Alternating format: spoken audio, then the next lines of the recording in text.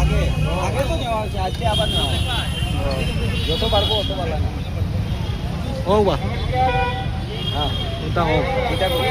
Flyover লাগে ওইটা আমরা অ্যাকচুয়ালি ফ্লাইওভার লাগে, কারণ যানজট মুক্ত হওয়ার লাগে একমাত্র রাস্তা ফ্লাইওভার ছাড়া কোনো ইয়ে নাই, গতি নাই। কারণ আগে আসলো মনে করো পপুলেশন কম আছে, জনসংখ্যা কম আছে, যানবাহন কম আছে, রাস্তা অতই বড় ব্রিটিশ আমলের যে রাস্তা আছে ওটাই। এখন দিনে দিনে যানবাহনও বাড়ছে, জনগণও বাড়ছে, মানুষজনও বাড়ছে, যার কারণে কখন যদি ফ্লাইওভার না হয় মানুষের বাড়িঘর ভাঙিয়ে যাওয়া লাগবে। এতে আমরা সরকারের যেন আবেদন যাতে বাড়িঘর না ভাঙিয়ে, ঠিক আছে আমরা যে রাস্তা উঠছে রাস্তার উপরে ফ্লাইওভার হয়ে গেলে গিয়া কমসে কম 50-50 হয়ে গিয়া অর্ধেক মানুষ উপরে গেল, অর্ধেক নিচে গেল, অর্ধেক যানবাহন উপরে গেল, কিছু তো আমরা সেই পাইতে পারি না। হলে আমরা যানবাহন খুবই মারণ একটা অ্যাক্সিডেন্ট হইলে বা ইয়ে হইলে অ্যাম্বুলেন্স হইয়া গিয়া ইয়ে হসপিটাল পর্যন্ত পৌঁছতে কমসে কম 3 থেকে 4 ঘন্টা লাগে যায়।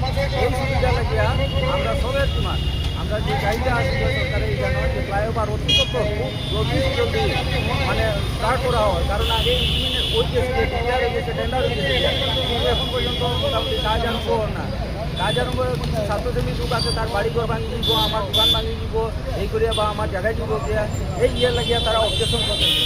মাত্র 99% মানুষ সাপোর্টে আছে, খালি 1% মানুষের অবজেকশনের লাগিয়া আছে ফ্লাইওভারটা বন্ধ হচ্ছে। আমি সরকারে এই জানো এই 1% মানুষের এত ইম্পর্টেন্ট দেওয়ার কি আছে?